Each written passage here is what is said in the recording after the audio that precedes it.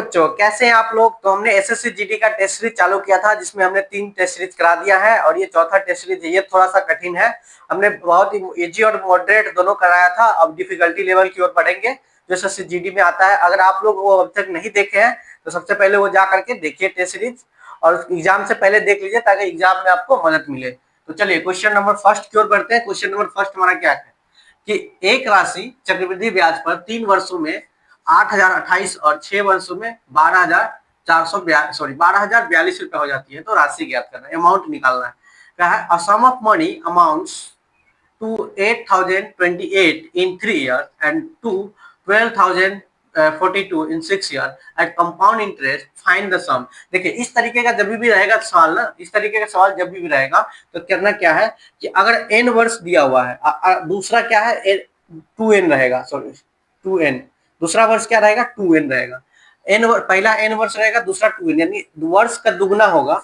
तो हमें उसमें करना क्या है कि सीधा करना, पहला जो अमाउंट रहेगा ना अमाउंट 1 और एक अमाउंट 2 रहेगा, तो अमाउंट 1 को क्या करना है स्क्वायर करके अमाउंट 2 से भाग करना है। क्या, अमाउंट 1 यानी पहला राशि को स्क्वायर करके दूसरा राशि से भाग करना है। तो सीधा देखिए इसमें पहला राशि कितना दे रखा है 8,028, देखिए 8,028 गुने 8,028 और नीचे क्या करना है, नीचे हमें जो दूसरा अमाउंट है कितना है 12,042 इससे भाग करना है। ये हमारा क्या निकल के आएगा, राशि निकल के आएगा जो क्या है फाइंड द सम। इससे राशि निकल के आ जाएगा। देखिए इसको काटेंगे कितना कटेगा, देखिए इसका आधा कितना होता है 4100, सॉरी 4,014, इसको काटेंगे तो कितना आएगा 4,014, 2 मरतबे काटेंगे तो कटा ना, और इसको नीचे से काटेंगे 2 मरतबे कितना आ जाएगा 6,021, नहीं फिर ये कितना से कटेगा ये,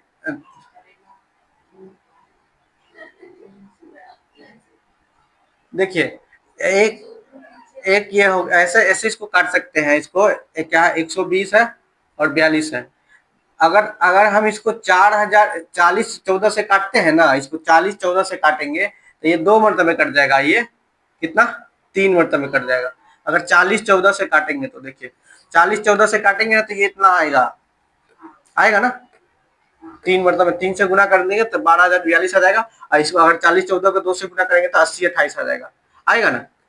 अब इसको 3 से इसको काटेंगे, कटेगा, देखिए 3 से काटेंगे 3 दूना 6, इधर बचा 2, 3 छक 18, इधर बचा कितना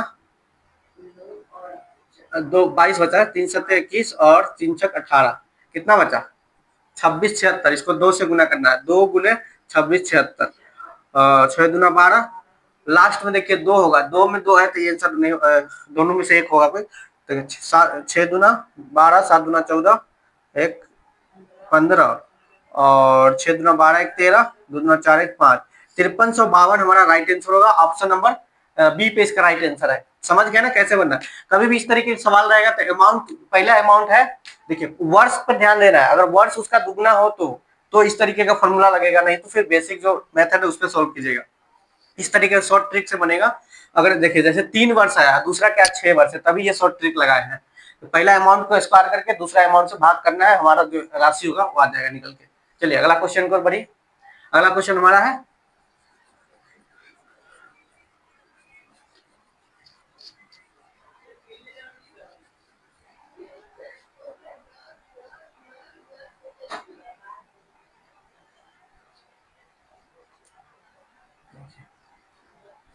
देखिए क्वेश्चन नंबर 2 की ओर आते हैं। क्वेश्चन नंबर 2 देखिए क्या कर रहा है।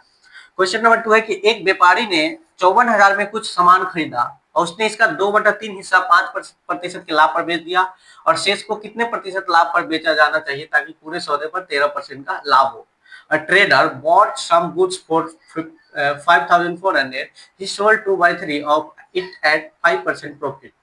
At what profit percentage should the remaining be sold to gain 30% on the whole transaction? मतलब टोटल उसको कितना 13% का लाभ कमा रहा है। देखिए 2/3 हिस्सा को 5% पे बेचा है। देखिए 2/3 हिस्सा, तो समझ लीजिए हम मान लेंगे कि जो उसके पास कितना है 3 हिस्सा समान है, 3 हिस्सा समान है, 3 हिस्सा में से 2 हिस्सा बेच दिया। 2 हिस्सा को कितना पे बेचा, 2 हिस्सा को बेचा दो हिस्सा को बेचा है कितना में, 5% का प्रॉफिट कर रहा है, 5% का प्रॉफिट पे बेचा है, ठीक है। तो शेष कितना बचा उसके पास, शेष बचा उसका एक हिस्सा, देखिए एक हिस्सा बचा ना, देखिए तीन हिस्सा में से दो हिस्सा उसने 5% प्रॉफिट पे बेच दिया, तो उसके पास शेष कितना बचा, एक हिस्सा। अब क्या करा कि इस एक हिस्सा को कितने परसेंट लाभ पर बेचेगा कि टोटल हिस्सा पर उसे 13% का प्रॉफिट होगा। टोटल हिस्सा देखिए, टोटल हिस्सा पे 13% का, कुल हिस्सा कितना है इसका, कुल हिस्सा, इसका कुल हिस्सा 13% है, सॉरी कुल हिस्सा 3 है ना, कुल हिस्सा 3 है, कह रहा है कि इस पे ना 13% का प्रॉफिट कमाना है। तो 13% का प्रॉफिट कमाने के लिए यानी कि कुल हिस्सा को कितना में बेचेगा ये, 13 × 39, क्या है 13 × 39, यानी कुल हिस्सा पे 39% का प्रॉफिट होगा। कुल हिस्सा हिस्सा पे कितना परसेंट का प्रॉफिट होगा, 39% के। लेकिन क्या कह रहा है, दूसरे दो हिस्सा जो बेचा है ना उसमें 5% का प्रॉफिट हुआ है, तो जो एक हिस्सा है उसपे कितना परसेंट का प्रॉफिट करे कि वो 39% हो जाए। देखिए दो हिस्सा को 5% का प्रॉफिट हुआ है, तो इसको 2 से गुना करेंगे कितना हो जाएगा, 2 से गुना करेंगे इसको कितना हो जाएगा, 5 दूना 10%, ये हो गया 10%। अब एक हिस्सा को कितना पर बेचे कि ये 10 में मतलब कितना जोड़े कि 39% हो जाए, 10 में कितना जोड़ेगा कि 39% हो जाए, 10 में 29, अगर 10 में 29 जोड़ेंगे तो ये 39% हो जाएगा, यानी शेष हिस्सा जो है वो 29% पे बेचा है, तभी टोटल मिला करके 39% का उसको प्रॉफिट होगा। इस तरीके का सवाल आएगा कभी भी, तो इसको जो भाग में दिया रहेगा ना उसको हम मान लेते हैं, जैसे 2/3 दिया था, 3 हिस्सा मान लिए, दो हिस्सा को 5% के लाभ पर बेचा यानी कि टोटल 10% का लाभ हुआ, और एक हिस्सा शेष बच गया। लेकिन कह रहा है हम 3 हिस्सा का टोटल बेचेंगे ना तो उसको कितना परसेंट का, 13% का लाभ होगा, यानी कि टोटल कितना हो गया 39% का लाभ कमा रहा है, दूसरा पे 10%, तो एक हिस्सा बचा उसके शेष पे कितना कमाएगा, तो 39 में से 10 घटा देंगे तो 29%। ये हमारा राइट आंसर हो जाएगा ऑप्शन नंबर बी पे, 29% का प्रॉफिट कमाएगा। समझ गया ना कैसे बनेगा। देखिए 3 हिस्सा है, उसमें से 2 हिस्सा को 10% के लाभ पर बेच दिया, उसके बाद एक हिस्सा बचेगा, तो कितना परसेंट का लाभ पर बेचेगा कि टोटल पे उसे 39% का प्रॉफिट हो। सीधी बात है, 39 में से 10 घटा देंगे, 29% का लाभ पर शेष को बेचा होगा। समझ गया ना। चलिए क्वेश्चन नंबर 3 की ओर चलते हैं। क्वेश्चन नंबर 3 इसको मिटा देते हैं।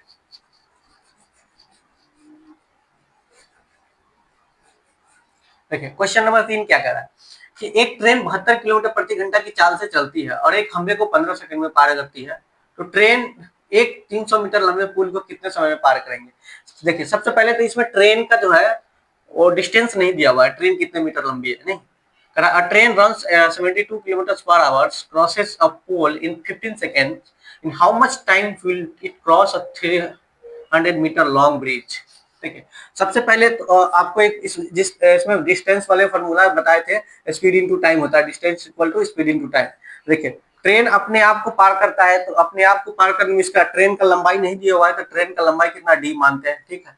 और कितना है 72 किलोमीटर प्रति घंटा की चाल से चलती है, 72 गुने, अब एक किलोमीटर प्रति घंटा है ना, टाइम कितना सेकंड में दिया होता है, इसको हम भी मीटर प्रति सेकंड में बदलने के लिए क्या करेंगे 5/18 से गुना कर देंगे।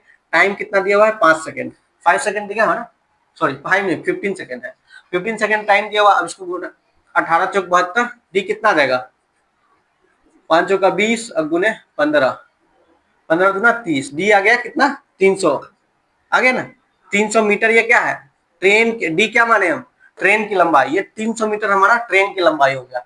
अब क्या करें, अगर ट्रेन 300 मीटर लंबे पुल को कितने समय में पार करेंगे। अब देखिए एक ट्रेन हो गया अब प्लस पुल हो गया, अब इसको स्पीड इंटू टाइम कितने समय पार, ये तो हमारा दूरी हो गया, ट्रेन की लंबाई और पुल की लंबाई। ट्रेन की लंबाई कितना है 300 मीटर आया है, अब पुल की लंबाई कितना इसमें दिया हुआ है 300 मीटर, 300 मीटर दिया। ट्रेन का स्पीड कितना दिया है 72 किलोमीटर प्रति घंटा। देखिए किलोमीटर प्रति घंटा है ना, तो इसको मीटर प्रति सेकंड में बदलेंगे, तो 72 को मीटर प्रति सेकंड में बदले तो कितना आया देखिए 20 मीटर प्रति सेकंड आया ना, 4×5 = 20, तो 20 गुने टी, क्योंकि हमें ऑप्शन में सेकंड सेकंड दिया हुआ है तो हमें सेकंड में ही निकालना है। हम इसको सोल्व करेंगे कितना 600 = 20 गुने टी, तो 20 से काटेंगे कट जाएगा 20 तिहाई सॉरी 30, यानी टी इक्वल कितना हो गया 30 सेकेंड, 30 सेकेंड में वो जो पोल को पार कर देगा। ऑप्शन नंबर 20 का राइट आंसर होगा। समझ गया ना।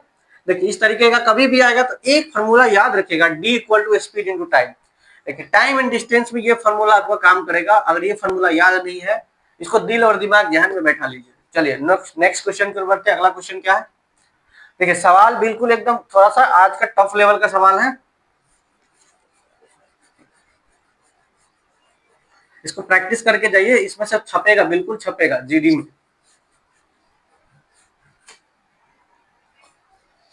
आइए क्वेश्चन नंबर हमारा 4 है। क्वेश्चन नंबर 4 क्या कह रहा है? यदि x ratio y equal to 3 ratio 2 तो 5x plus 2y ratio 3x plus 4y का मान क्या होगा? देखिए इस तरीके x रेशियो y दे रखा है और इक्वल टू 3 रेशियो 2 है, तो अगर x बटा y करते हैं तो इधर क्या हो जाता है? 3 बटा 2 हो जाता है।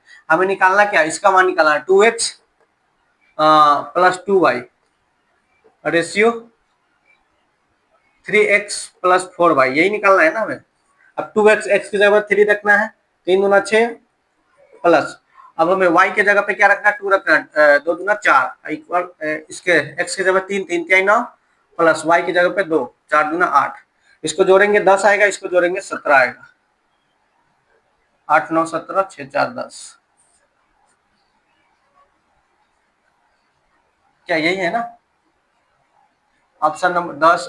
6 3 दूना 6 2 दूना 4 6 4 10 3 3 9 4 दूना 8 8 9 17 10 रेशियो 17, ऑप्शन नहीं है क्या 10 रेशियो 17? देखिए एक बार कहीं मिस्टेक तो नहीं हुआ? सॉरी सॉरी, देखिए इसमें लिखने में मिस्टेक किए हैं, यहाँ पे 2x नहीं होगा, सवाल में क्या है 5x है, 5x है यहाँ पे, यहाँ पे 5x होगा। तो अगर 5x को अगर 3 से गुना करेंगे तो 15 हो जाएगा, ठीक है 15 हो जाएगा, और 15 4 19, 19 रेशियो 17 हमारा ऑप्शन नंबर ए इसका राइट आंसर है, नोट कीजिए इसको। चलिए क्वेश्चन नंबर अगला की ओर बढ़ते, क्वेश्चन नंबर नेक्स्ट क्या है? 5, क्वेश्चन नंबर 5 हो गया इसको। आइए क्वेश्चन नंबर 5 क्या कह रहा है? क्वेश्चन नंबर 5 है कि एक बेलन की त्रिज्या 20% बढ़ जाती है और ऊंचाई 10% कम हो जाती है, तो इसके आयतन में प्रतिशत परिवर्तन ज्ञात करें। क्या है? The radius of a cylinder increases by 20% and its height decreases by 10%. Find the percentage change in its volume. 29.6%, 30% और 28.4% और 10%। तो इसको देखिए इस तरीके सवाल को कैसे, सबसे पहले तो 20% को फ्रैक्शन में बदलेंगे, 1/5 होता है, और उसके बाद है क्या है 10% को फ्रैक्शन में बदलेंगे तो 1/10 होता है। अब इसमें कह रहा है कि त्रिज्या जो है बेलन की त्रिज्या, देखिए आर पहले मानते हैं, R1 और R2, सबसे आर जो है पहले आर कितना था 5 था, तब कह रहा 20% का क्या हो रहा है? वृद्धि हो रहा है, तो 20% का वृद्धि हो रहा था, आर कितना हो जाएगा 5 से 6 हो गया। अब एच है, अब एच क्या कह रहा है कि एच जो है 10% का कम होता है, तो पहले एच कितना था 10 था, अब कम हो गया तो 9 हो गया। तो हम इसका आयतन निकाल देते हैं। बेलन का आयतन क्या होता है? पाई आर स्क्वायर एच होता है ना। देखिए बेलन का आयतन क्या होता है? पाई आर स्क्वायर एच। देखिए अगर पाई आर स्क्वायर एच से भाग करेंगे तो पाई से पाई कट गया ना, क्योंकि पाई दोनों में कॉमन है, तब यही करना है। देखिए अब इस आर का स्क्वायर करना है, आर का स्क्वायर होता है ना गुने 10 होता है, यहाँ भी आर का स्क्वायर गुने 9, क्योंकि देखिए पाई आर आर स्क्वायर एच, बेलन का आयतन क्या पाई आर स्क्वायर एच, हमें इससे भाग करना है। देखिए इसको गुना करेंगे 25 गुने 10 कितना आ गया? 250 आ गया ना, 250, ठीक है।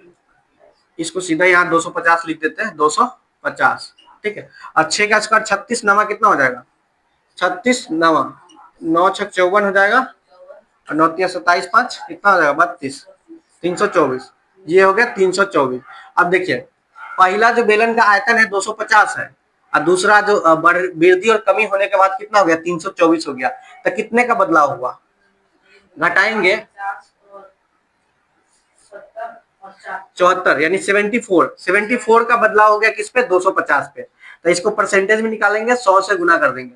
अब देखिए 2 0 से 2 0 कटा, 5 से काटेंगे 5 25 और 5 गुना 10 कट गया ना। अब इसको 5 से काटते हैं, 5 से काटेंगे 1 पॉइंट में आ जाएगा, 5 से काटेंगे 1 और 5 चौका 20 और 5 8 40, यही होगा ना। अब इसको 2 से गुना कर देंगे, 2 से गुना करेंगे तो 4 8 दूना 16, ये आ जाएगा 16, और 14×28 एक 29, 29.6%। ये 29.6% ऑप्शन नंबर ए इसका वृद्धि होगा, 29.6% इसका राइट आंसर होगा। नोट कीजिए, कभी भी इस तरीके का सवाल आए तो ये ट्रिक अपनाइएगा, बिल्कुल सिंपल वे में बनेगा ये क्वेश्चन। नोट कीजिए इसको। आइए क्वेश्चन नंबर 6 की ओर बढ़ते हैं।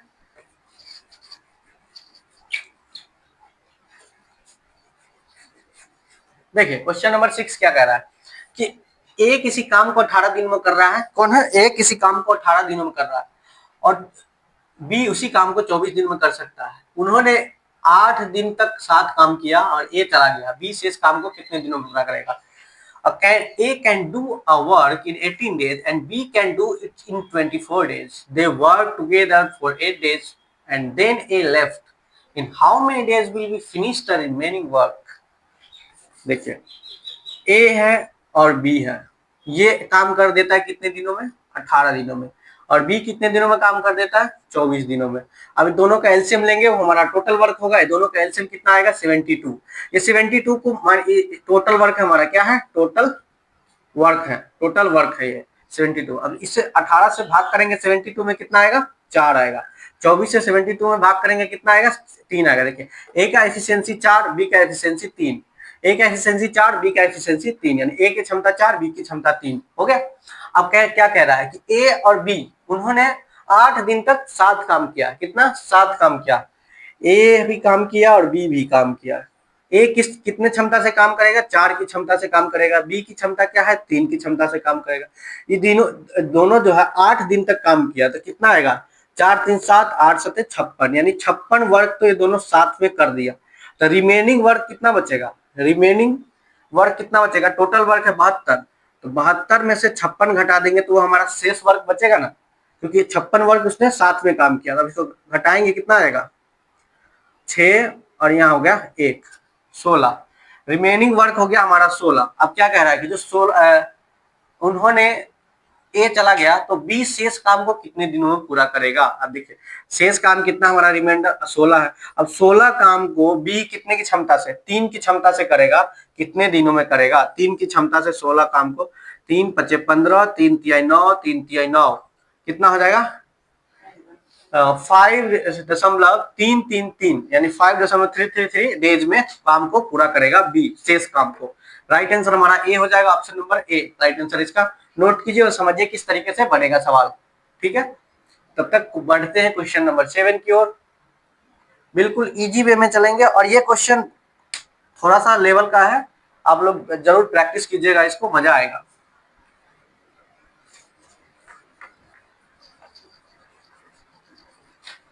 आइए क्वेश्चन नंबर 7 की ओर बढ़ते हैं कि दो संख्याओं का एलसीएम उनके एचसीएफ का 12 गुना है। एचसीएफ और एलसीएम का योग 403 है। यदि एक संख्या 93 है तो दूसरी संख्या क्या है? The LCM of two number is 12 times their HCF. The sum of HCF and LCM is 403. If one number is 93, find the other. One number 93, find the other. यानी पहला संख्या 93 है तो दूसरा संख्या बताना है। देखिए जिस तरीके से सवाल हमें बोल रहा है उसी तरीके से फॉलो करेंगे। कैसे? देखिए एलसीएम का जो है उनके एचसीएफ का 12 गुना है। क्या है? हमारा एलसीएम है जो है एचसीएफ का क्या है? 12 गुना है। 12 गुना, ये ध्यान रखिए। उसके बाद क्या कर रहा है? एचसीएफ और एलसीएम का योग 403 है।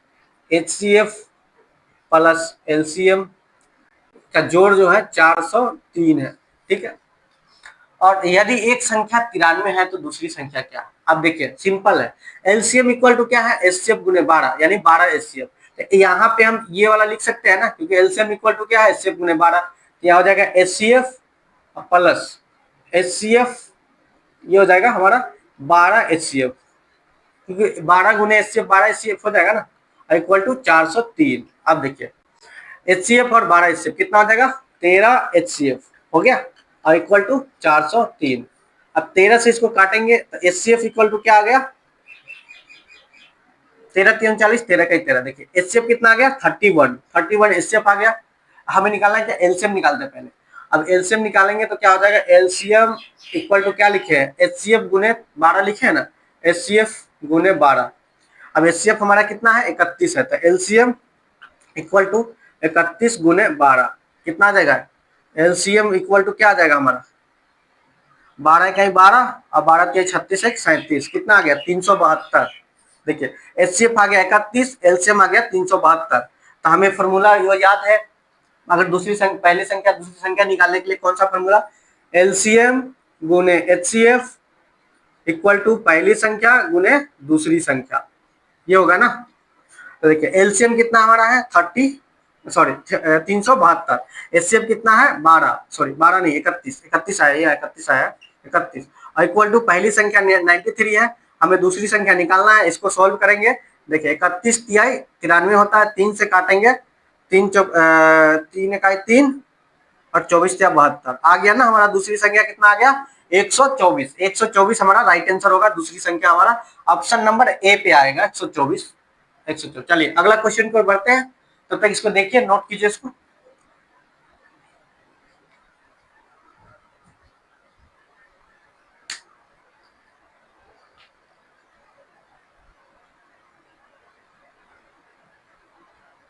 ठीक हो गया नोट, इसको मिटा दे।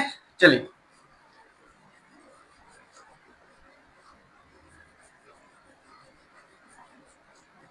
आइए क्वेश्चन नंबर 8 क्या कह रहा है कि एक वस्तु की अंकित मूल्य 800 है, इसे 20%, 10% और x% की क्रमिक छूट के बाद 432 में बेचा गया है, तो x का मान बताइए। देखिए सबसे पहले तो इसका जो एमपी है, मार्केट प्राइस है, कितना है, मार्केट प्राइस 800 है, 800 है मार्केट प्राइस। अब इस पे कह रहा है कि 20%, 10% की क्रमिक छूट। देखिए आज पहला छूट क्या है 20%, पहला छूट हमें 20% करना है। देखिए 800 पे 20% की छूट, इसको फ्रैक्शन में निकालेंगे तो 1/5 होता है, इसको छूट के बाद क्या हो जाएगा 4/5, 5 पे 1 का छूट, 5 पे 1 का छूट 4/5। तो 800 को 4/5 से गुना करेंगे, कितना हो जाएगा 16×5 = 160 हो जाएगा, 16×4 = 64, कितना हो गया 640। पहला छूट के बाद वस्तु का कीमत 640। अब दूसरा छूट क्या है 10%, 10% का छूट है दूसरा, 10% का फ्रैक्शन में 1/10 होता है, 1/10 होता है ना। अब 10 1/10 यानी 10 पे 1 का छूट कितना हो जाएगा 9/10, 9/10। अब दूसरा 640 को क्या करेंगे 9/10 करना, 9/10 करना कितना हो जाएगा 9 चौक 36 और 9 छक 54 और 3 57, 576। दूसरा छूट के बाद वस्तु की कीमत 576, लेकिन तीसरा छूट क्या दे रखा है x% का छूट दे रखा है, लेकिन अंतिम मूल्य दे दिया है कि वो बेच कितना में रहा है 432 में। देखिए 576 का सामान है, बेच रहा है 400 कितना 32 में, 432 में बेच रहा है, तो कितने का छूट दे रहा है, भाग हटाएंगे तो 4, घटाएंगे सॉरी यहाँ भी 4, यहाँ 1, 144 का छूट दे रहा है, कितना पे 144 का छूट कितना पे दे रहा है 800 सॉरी 576 पे, 576 पे 144 का छूट दे रहा, सॉरी परसेंट ऐसे नहीं निकलेगा, 144 का छूट 576 पे दे रहा, गुना करेंगे 100 से, कटेगा ये कितना मतलब कटेगा, देखिए 4 चौका 16, 4 चौका 16 1 17, 4 1 4 1 5, ये 4 से सीधा कट रहा है, यहाँ हो गया 25, टोटल कितना हो गया x का वैल्यू कितना आ गया x इक्वल टू 25%, हमारा राइट आंसर होगा ऑप्शन नंबर ए, इसका राइट आंसर है ऑप्शन नंबर ए। देखिए किस तरीके से बनेगा सक्सेसिव, जब ये सक्सेसिव मेथड पे भी बना सकते हैं, ये भी फॉर्मूला लगा करके, ये ऐसे भी ये इजी होगा, 10 और 20 दे दिया है तो इजी इस तरीके से निकाल सकते हैं आंसर को इसका। चलिए नोट कीजिए इसको,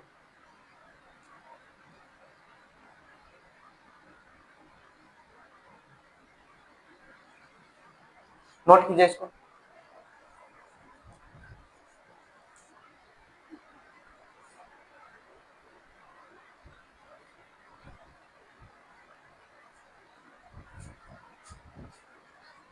आइए मिटा दे, नोट हो गया। चलिए देखिए क्वेश्चन नंबर 9 की ओर आते हैं। क्वेश्चन नंबर 9 क्या है, यदि a रेशियो b 5:8 है और b रेशियो c 4:7 है, तो a ratio b ratio c क्या है। ये ऐसा सवाल बिल्कुल कराए हुए है, तीनों सेट में कराए इस तरीके का सवाल, क्योंकि ये हर हमेशा आता है। देखिए a रेशियो b क्या है हमारा 5:8 है और b रेशियो c क्या है 4:7 है। इस तरीके का सवाल कभी भी निकालना हो, a निकालना हो, b निकालना हो और c निकालना हो, तो देखिए इस तरीके का क्या करते 5 चौका 20 हो जाएगा, ऐसे गुना करेंगे, इसको तिरछा गुना करेंगे, 8 चौक 32 और इसको ऐसे सीधा गुना करेंगे, 8 सत्ते 56, 2 से कटने वाला है ये दोनों, 10 16 और 4 से दोनों कटने वाला है ना, 4 से सीधा काटेंगे, 4 पंचे 20, 8 चौक 32 और 4 से 14, 5 8 14, option number 5 8 14 option number A है इसका राइट आंसर है, ऑप्शन नंबर ए। चलिए क्वेश्चन नंबर नेक्स्ट की ओर बढ़ते हैं। क्वेश्चन नंबर 10 नोट हो गया। आइए क्वेश्चन नंबर 10 क्या है। एक छात्र ने एक संख्या को 5/3 के बजाय 3/5 से गुना कर दिया, तो गणना में प्रतिशत त्रुटि ज्ञात करना। देखिए एक कोई संख्या है, उसको 5/3 से गुना करना है, लेकिन उसी संख्या को गलती से 3/5 से गुना कर दिया। ठीक है, 3/5 से गुना कर दिया। अब हमें ऐसा संख्या मानना है इस बॉक्स के लिए कि वो 5 और 3 दोनों से कटे, 5 और 3 दोनों से कटे, 5 के 15 एलसीएम ले लेंगे। यहाँ हो गया 15, यहाँ भी हो गया 15। अब देखिए 3 से काटेंगे 15 को, 5 मरतबे कट गया, इसको गुना करेंगे कितना आएगा 50 25, एक 25 आ गया। इसको 5 से काटेंगे 3 मरतबे कट गया, इसको काटेंगे कितना हो जाएगा 9। देखिए एक संख्या 25 हो गया, एक 9 हो गया, कितना का परिवर्तन हो रहा है 16 का परिवर्तन हो रहा है। देखिए 16 का परिवर्तन 25 पे हो रहा है, तो इसको परसेंटेज में निकालेंगे, 100 से गुना करेंगे, 25 चौका 100 गुना करेंगे, इसको कितना आ गया 64%। ऑप्शन नंबर ए इसका राइट आंसर हो जाएगा इसका। समझ गया ना कैसे बनेगा। चलिए नेक्स्ट क्वेश्चन की ओर बढ़िए। Question number 11। क्वेश्चन नंबर 11 देखिए क्या कह रहा है। देखिए क्वेश्चन नंबर 11 है कि 10,500 की राशि को 2 वर्षों के लिए 10% प्रतिवर्ष की दर से चक्रवृद्धि ब्याज ज्ञात करना है, यदि ब्याज वार्षिक रूप से संयोजित हो तो। देखिए 2 वर्ष का कभी भी दिया रहेगा ना चक्रवृद्धि ब्याज, सीपी निकालना हो 2 वर्ष का तो 2:1, ये याद रखिएगा। इसमें सवाल बिल्कुल धड़ल्ले से बनेगा, धड़ाक से बनेगा, 1 मिनट के अंदर 30 सेकंड के अंदर सवाल बनेगा। देखिए 10% निकालेंगे, 10% निकालने के लिए हम बताए थे कि एक जीरो हटा देते हैं या एक संख्या को पॉइंट बैठा देते हैं लास्ट का यूनिट डिजिट। देखिए 10,500 है ना, तो इसका 10% कितना हो जाएगा, 10% हो जाएगा 1,050। अब देखिए 1,000, ये 2:1 यहाँ लिखते हैं, 1,050 हो गया एक 10%। अब 1,050 का 10% क्या होगा 105। अब इसको क्या करना है 2 से गुना कर देंगे तो कितना हो जाएगा 2100, प्लस इसको 1 से गुना करेंगे, 1 से तो 105, कितना हो गया 2205। ये हमारा सीपी निकल के आ गया। क्या, सॉरी सीपी नहीं, सीआई कंपाउंड इंटरेस्ट निकल के आ गया 2250। बिल्कुल सिंपल है। चलिए बनाइए अगला क्वेश्चन बनाइए। क्वेश्चन नंबर 12 नोट कीजिए, इसको नोट हो गया।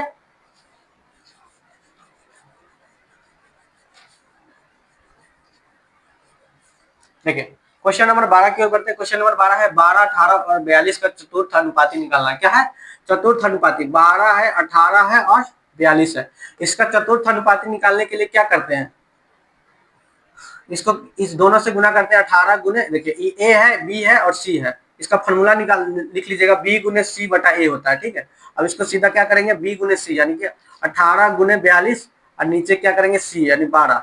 6 से काटेंगे 2, 6 से काटेंगे 7, 2 से काटेंगे 9, इसको गुना कर देंगे 9 7 63। ये हमारा ऑप्शन नंबर बी इसका राइट आंसर होगा, 63 इसका राइट आंसर है। समझ गए ना कैसे बनेगा।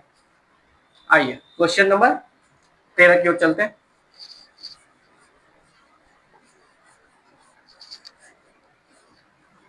देखिए क्वेश्चन नंबर 13 क्या है, एक वृत्त का क्षेत्रफल 616 मीटर सेंटीमीटर स्क्वायर है, तो इसकी परिधि ज्ञात करना है। The area of circle is 616 centimetre square, find the circumference. परिधि ज्ञात करना है। वृत्त का क्षेत्रफल क्या होता है पाई आर स्क्वायर होता है। इसका वैल्यू कितना दे रखा है 616 दे रखा है, 22/7 गुने आर का स्क्वायर इक्वल टू 616। 11 से काटेंगे 2, 11 से काटेंगे 5, 11 55 और 11 66 56, 2 से काटेंगे कितना हो जाएगा 28। आर स्क्वायर इक्वल टू 7 गुने 28। अब इसको गुना करेंगे कितना हो जाएगा 7, 8 7 56, 7 गुना 14 और 5 19, 196। आर स्क्वायर का वैल्यू कितना आ गया 196, स्क्वायर हटाएंगे तो इधर रूट अंडर हो जाएगा। आर का मान 14, यानी कि 196 कितना 14 का वर्ग है। आर का वैल्यू 14 हो गया। हमें निकालना क्या है परिधि। परिधि क्या होता है वृत्त का परिधि क्या होता है, परिधि होता है 2 पाई आर। देखिए 2 गुने 22/7 गुने आर का वैल्यू कितना आया 14। अब 7 से 7 गुना 14 कट जाएगा और 2 दूना 4, 22 चौक कितना हो जाता है 88, 22 चौक 88। ऑप्शन नंबर ए होगा। और इसको ऐसे भी लिख सकते हैं जैसे कि अगर 11 से कटने वाला हो, लेकिन 11 से इसमें सभी कट रहा है, ऐसा तो आपको बनाना ही पड़ेगा पूरा। ठीक है समझ गया ना। चलिए क्वेश्चन नंबर 14 की ओर बढ़ते हैं। आइए देख लीजिए इसको कैसे बना है।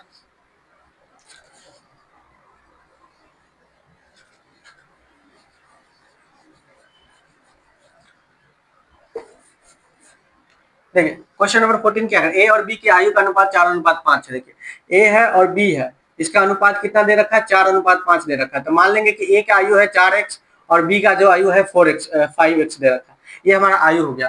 तो 5 वर्ष बाद उनकी आयु का अनुपात 5:6 हो जाता है। देखिए 5 वर्ष बाद एक में भी 5 जोड़ेंगे और बी में भी 5 जोड़ेंगे, बी के वर्ष में भी 5 जोड़ेंगे, तो उसके बाद अनुपात जो हो जाता है कितना हो जाता है, 5/6 हो जाता है। और इसको क्रॉस मल्टीप्लाई करेंगे, 5/6 है ना, ठीक है, क्रॉस मल्टीप्लाई करेंगे, ये हो जाएगा 24x प्लस 6×5 = 30 हो जाएगा, इक्वल टू 50/25x, और ये हो जाएगा 50/25, हाँ ठीक है 25। अब इसको 24/25x इधर है, 24 इधर आएगा तो माइनस करेगा ना, तो इधर माइनस का x बचेगा, इधर 30 है, इधर 25 है, ये 30 उधर जाएगा तो माइनस हो जाएगा, इधर माइनस का 5 होगा। तो x का वैल्यू कितना आ गया, 5। हमें पूछा क्या है, a की वर्तमान आयु ज्ञात करें। a का वर्तमान आयु क्या निकाले, 4x। अब 4x है तो इसमें 4 से गुना करेंगे, x के जगह पे 4 रखेंगे, x के जगह पे, तो कितना हो जाएगा, 4×5 = 20, 20 साल होगा a का आयु, सॉरी आयु। अगर बी का पूछता तो 25 साल हो जाता। देखिए ए का आयु कितना है, 4x है वर्तमान में, हमें x के जगह पे 5 कर रखना है, तो 5 का 20 हो जाएगा ना, 20 वर्ष। Right answer option number A इसका राइट आंसर होगा, नोट कीजिए इसको।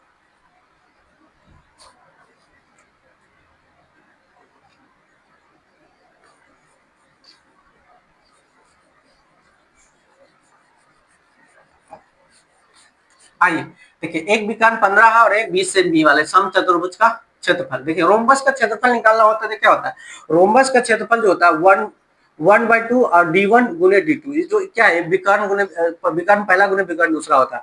तो 1/2, अब विकर्ण पहला कितना दे रखा है, 15, दूसरा कितना दे रखा है, 20। अब इसको एक कट गया 10 मतलब है, इसको गुना करेंगे तो 150, कितना आ गया, 150 सेंटीमीटर स्क्वायर, इसका आंसर हो जाएगा ऑप्शन नंबर बी इसका राइट आंसर है। नोट कीजिए इसको। रोम्बस के बस आपको आयतन पता, सॉरी आयतन बोल रहे हैं, इसका एरिया, सॉरी एरिया पता होना चाहिए, इजी है सवाल। नोट कीजिए इसको, 1/2 गुने d1 गुने d2, 1/2 गुने d1 गुने d2, ये रोम्बस का एरिया होता है, याद रखिएगा। आइए क्वेश्चन नंबर 16 की ओर बढ़ते हैं। क्वेश्चन नंबर 16 क्या, दो साइकिल सवार एक ही स्थान से विपरीत दिशाओं में चलना शुरू करते हैं और एक ही चाल पर 18 किलोमीटर प्रति घंटा एक की, और दूसरी की चाल है 20 किलोमीटर प्रति घंटा। देखिए एक है, इसका चाल कितना है, ए है, इसका 18 किलोमीटर प्रति घंटा है, और दूसरा जो बी है इसकी चाल कितना है, 20 किलोमीटर प्रति घंटा है। अभी दोनों ना विपरीत दिशा में, इधर जा रहा है तो इधर जा रहा है, तो विपरीत दिशा में जा रहा है तो हमेशा ना इसमें रिलेटिव स्पीड होगा। देखिए इसका याद रखिएगा, distance equal to speed into time. ये कभी भी डिस्टेंस वाला, अगर स्पीड एंड डिस्टेंस का कोई भी क्वेश्चन आएगा, दिमाग में ये आना चाहिए फॉर्मूला, ये फॉर्मूला आ गया समझिए क्वेश्चन बन गया। देखिए distance equal to speed into time, हमें डिस्टेंस नहीं पता, डिस्टेंस नहीं पता, स्पीड पता है। स्पीड क्या पता है, दोनों का स्पीड दिया हुआ था, रिलेटिव स्पीड निकाल देंगे, विपरीत दिशा में जा रहा है कि दोनों का स्पीड जुट जाएगा, 18 और 38 का स्पीड, सॉरी 18 और 20 38 हो जाएगा, और गुने टाइम कितना दे रखा है, 2 घंटा बाद मिल रहा है, क्या 2 घंटा बाद मिला, तो टाइम हमारा 2 हो जाएगा, टाइम क्या होगा 2। अब हमें निकाल देंगे ना, इसका दूरी निकल गया ना, देखिए डी इक्वल टू 38 गुना 76, ये हमारा राइट आंसर हो जाएगा, ऑप्शन नंबर बी इसका राइट आंसर है। नोट कीजिए इसको, बिल्कुल सिंपल है। आइए क्वेश्चन नंबर 17 की ओर बढ़ते हैं। क्वेश्चन नंबर 17, देखिए 10 संख्याओं का औसत 40 है, यदि हर संख्या में 5 जोड़ दिया जाए तो नया औसत क्या होगा। देखिए 10 संख्या, इसका एवरेज कितना दे रखा है, 40 दे रखा है, सॉरी देखिए 10 संख्या है और इसका एवरेज जो दे रखा है 40 दे रखा है, तो इसका टोटल संख्या निकल जाएगा ना, 10 गुने 40 कितना हो जाएगा, 400। और उसके बाद क्या कह रहा है कि सब में अगर 5 जोड़ेंगे, देखिए 200 संख्या में अगर 5 जोड़ेंगे तो कितना हो जाएगा, 50 हो जाएगा ना। तब पहले 400 था, अब 50 और जोड़ रहा है तो कितना हो गया, 400, 450। अब 450 हो गया, एवरेज निकालने के लिए क्या करते हैं, कुल संख्या का योग बटे टोटल संख्या। कुल संख्या का योग कितना आ गया, 450 आ गया, टोटल संख्या कितना है हमारा 10 है, तो 10 से भाग करेंगे कितना आ जाएगा, 45। ऑप्शन नंबर बी इसका राइट आंसर हो जाएगा। नोट कीजिए इसको। आइए 17 की ओर बढ़ते हैं, सॉरी 18, क्वेश्चन नंबर 18 की ओर बढ़ते हैं। देखिए क्वेश्चन नंबर 18 क्या कह रहा है, क्वेश्चन नंबर 18 है कि एक वस्तु को 1070 में बेचने पर एक व्यक्ति को 10% का हानि होता है, अगर 20% लाभ कमाने के लिए इसे किस मूल्य पर बेचना चाहिए। सिंपल है, 10% का क्या कर रहा है, हानि हो रहा है, तो 10% को इसको फ्रैक्शन में बदलेंगे 1/10, यानी कि 10 पे कितना का हानि हो रहा है, 1 पे हानि हो रहा है, तो कितना हो जाएगा 9/10। अब 9/10 का एक वस्तु को इतना में बेचने पर एक व्यक्ति को 10% की हानि हो रहा है। देखिए 10% का हानि हो रहा था। 9 का वैल्यू दे रखा है कितना, 9 का वैल्यू दे रखा है 1170। तो हमें ये देखिए, ये होता है एसपी और ये होता है नीचे सीपी। अब 9 का 9 देखिए 9 रेशियो का वैल्यू कितना दे रखा है 1170, तो एक रेशियो का कितना आ जाएगा 13/170 होता है ना, तो एक रेशियो का आ जाएगा, सॉरी 13/117 होता है 130। एक रेशियो का वैल्यू 130 आ गया। तो हमें निकालना क्या है सीपी, सीपी यानी 10। तो 10 रेशियो का कितना आ जाएगा, 10 गुने 130 कितना हो गया 1300। ये हमारा क्या आ गया सीपी आ गया, सीपी आ गया हमारा क्या 1300। अब ये क्या करना कि अगर इस 1300 को 20% लाभ कमाने के लिए कितना में बेचेंगे। देखिए 1300 को हमें 20% लाभ पे, देखिए 20% को फ्रैक्शन में लिखेंगे क्या होता है 1/5 होता है। 5 पे 1 का प्रॉफिट यानी 6/5 में, फ्रैक्शन में 6/5 में बेचेगा। तो 1300 को 6/5 से गुना करेंगे, देखिए कितना आ जाएगा 5 गुना 10 और 5 छक 30, 260 गुने 6 से, अगर 260 गुने 6 से गुना करेंगे तो कितना हो जाएगा 0 छतर 36, 60 जिसके लास्ट में होगा वही होगा 1560। एक है 0 छतर 36, 6 दूना 12 3 15, 1560 हमारा राइट आंसर होगा। ऑप्शन नंबर ए इसका राइट आंसर होगा। नोट कीजिए, बिल्कुल सिंपल सवाल है, दिमाग लगाने की इसमें जरूरत है नहीं। देखिए प्रथम 5 अभाज्य संख्याओं का औसत निकालना है। क्वेश्चन नंबर 19, प्रथम 5 अभाज्य संख्याओं का औसत निकालना है। Find the average of the first 5 prime numbers is 5.6 6.2। आइए देखिए क्वेश्चन नंबर 19 है, प्रथम 5 अभाज्य संख्याओं का औसत निकाला। देखिए अभाज्य संख्या होता है 2 3 5 7 11, 1 2 3 4 5 आ गया ना 5। अब इसको ऐड करेंगे कितना 3 2 5 5 10 17 11 28, टोटल हो गया 28। एवरेज निकालने के लिए क्या करते हैं टोटल संख्या का योग बटे टोटल संख्या कितना 1 2 3 4 5, 5 संख्या 5 से भाग करेंगे कितना होगा 50 25 और 5 छक 30, 5.6 राइट आंसर होगा 5.6। ऑप्शन नंबर 20 का राइट आंसर होगा। नोट कीजिए इसको। चलिए अगला क्वेश्चन को बढ़ते हैं। अगला क्वेश्चन क्या है देखिए, अगला क्वेश्चन क्या है कि एक परीक्षा पास होने के लिए 36% अंक चाहिए, लेकिन छात्र को 190 अंक मिले और 26 अंक से फेल हो गया। अधिकतम अंक क्या है। देखिए पासिंग मार्क उसको कितना चाहिए 36%, पास होने के लिए कितना चाहिए 36%, लेकिन एक स्टूडेंट है उसको कितना मिला 190 अंक मिला, लेकिन फेल कितना से हो गया 26 अंक से फेल हो गया। मान लीजिए अगर उसको 26 अंक मिल जाता तो पास हो जाता ना वो। अगर 26 अंक इसको मिल जाएगा तो कितना कितना हो जाएगा 26 मिलेगा 10 इधर जाएगा तो 216। अगर 216 अंक मिल गया उसको तो वो पास हो जाएगा, यानी कि पास होने के लिए 36%। तो 36% का वैल्यू कितना है 216। हमें निकालना क्या है टोटल अधिकतम संख्या यानी फुल मार्क्स निकालना। तो फुल मार्क्स निकालने के लिए क्या करेंगे 100 से गुना, यानी हर कोई भी संख्या अपने आप में 100% होता है तो 100 से गुना करेंगे तो निकल जाएगा। ये 216 क्या है 6 से गुना करेंगे तो 216 कट जाएगा 36 मतलब में कितना हो जाएगा 6 गुने 100 कितना हो गया 600। फुल मार्क्स इसका 600 होगा। ऑप्शन नंबर बी इसका राइट आंसर होगा। देखिए थोड़ा सा ये टफ लेवल का ये कराया है, बिल्कुल इतना इजी नहीं था। देखिए पहला हमने इजी कराया, फिर थोड़ा सा मॉडरेट कराया, फिर थोड़ा सा ये हार्ड कराया है, मॉडरेट और हार्ड है। इसको अगर एग्जाम से पहले अगर सोल्व करके जाते हैं तो आपके 20 में 20 मैथ में बिल्कुल आ जाएगा। और क्लास को शेयर कर दीजिए, लाइक कर दीजिए ताकि जो जीडी का तैयारी कर रहे हैं उनके पास पहुंच जाए। धन्यवाद।